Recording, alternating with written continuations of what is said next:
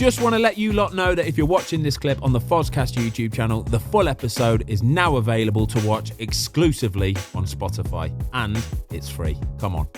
When stuff like this kicks off, yeah, all of these players, they're kind of mates. You're spending a lot of time with players, yeah. They're your mates, right? You probably spend more time with players in squads, away trips, all that kind of stuff than what you spend with your family, right? So these guys are your best mates, basically. When stuff like this kicks off in the media and Ronaldo does these interviews and stuff like that, don't get me wrong, there's going to be a good bit of banter between the lads on the group chat, all that kind of stuff, right? There will be.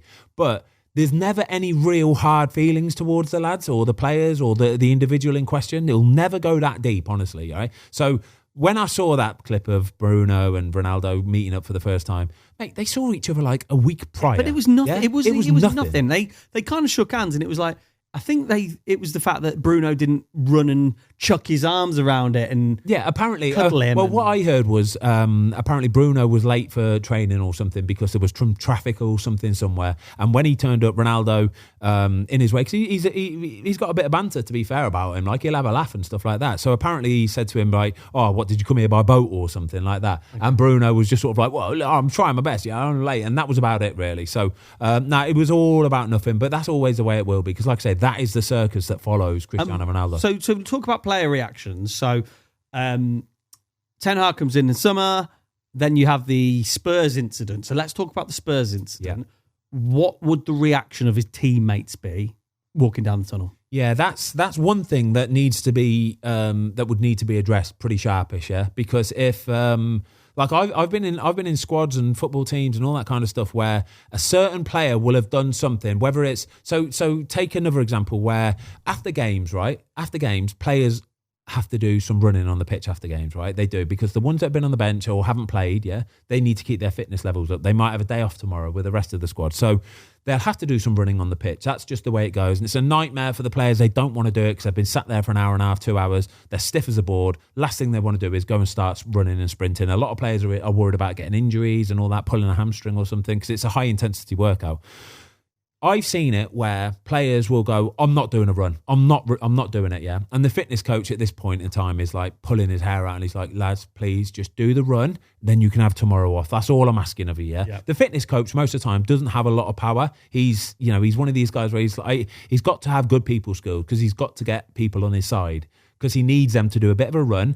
The manager has to trust that the fitness coach is going to get that done, because the manager don't need to know about the players not running after the game. That's the last of his worries. Do you know what I mean? He's just played a game of football. He'll have press conferences to do. He needs to find out about injured players, all that kind of stuff, right? The last thing that manager needs to worry about is players not running, yeah? So the fitness coach is like, "Come on, lads, just get it done.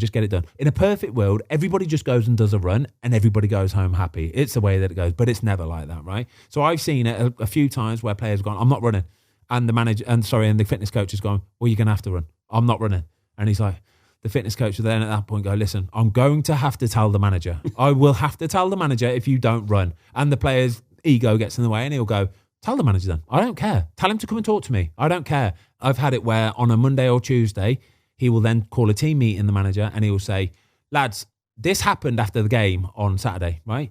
What's his name? Bob Jones over there didn't do any running." Jonesy. Yeah, Jonesy. He didn't do any running, right?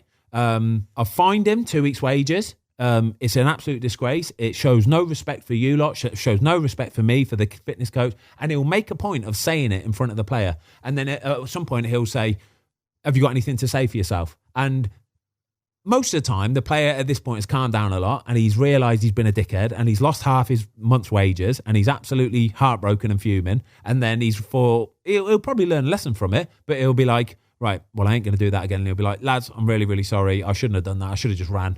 Everything would have been sweet, yeah?" So they're the sort of things that players will...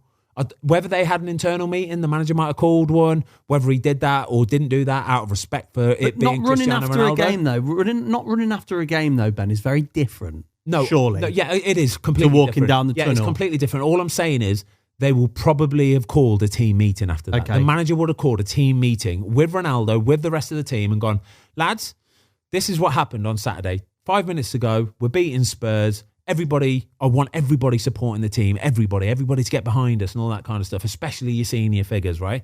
One of our senior figures, Cristiano Ronaldo, walked off down the tunnel with 5 minutes to go and disappeared. It's not on.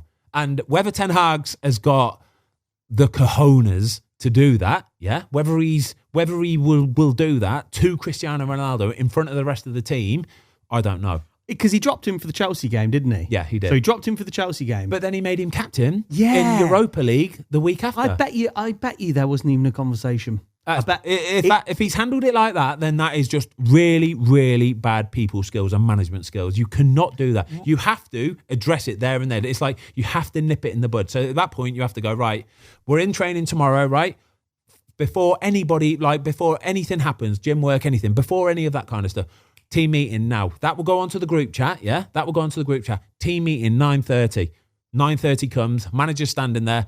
Lads, yesterday, Cristiano Ronaldo walked off. Cristiano, you got anything to say for yourself? That is how you deal with it. Okay. That's how you deal with it. Because at that point, if Cristiano Ronaldo goes, yeah, I weren't happy, you didn't play me, that's when all the lads, yeah, he's got no comeback, by the way. There's no comeback to this. Ronaldo cannot answer with an answer that's going to make everybody go, oh, yeah, I understand what you're saying. Yeah? It's not going to work like that, right? But this is where you can nip it in the bud so that everybody else will see that happen, all the younger players, and they'll see a senior player getting taken to task, and they'll go, well, I'm never going to do that because he's just been made to look a dickhead in front of all the other lads.